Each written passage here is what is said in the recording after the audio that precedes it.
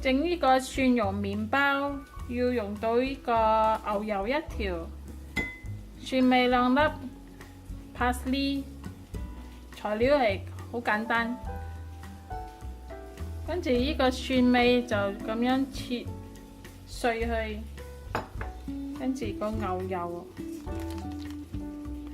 擠落個碗呢度。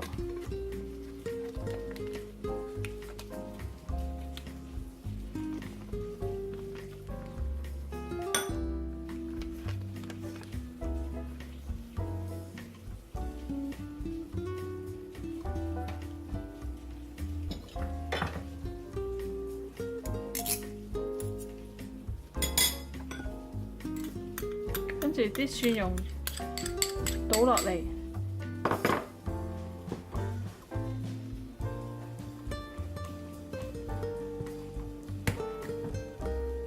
跟住呢個 parsley 劑1茶匙嘅 parsley，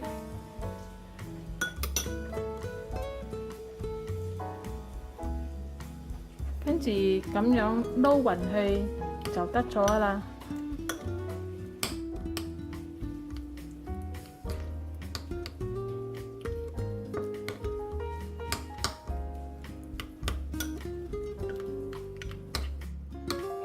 如果買唔到呢啲乾嘅 parsley，parsley 中文係叫做香菜，可以用嗰啲新鮮香菜都得。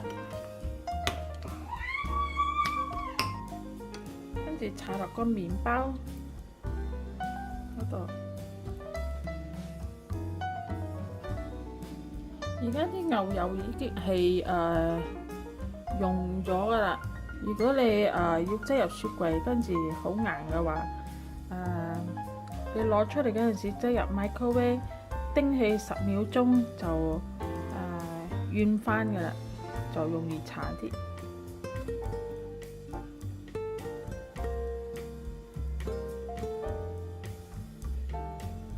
OK， 跟住而家放氣。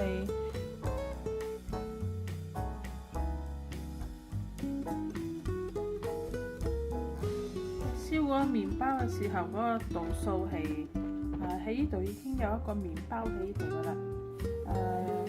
上邊係 Fahrenheit， 下邊係 Celsius， 就450 Fahrenheit 230 Celsius。跟住呢個 function 就係擠 toast 燒麵包呢個 toast 呢度。跟住個時間咧要好淺色、中等色定係好深色個麵包，咁我擠中等嗰度啦。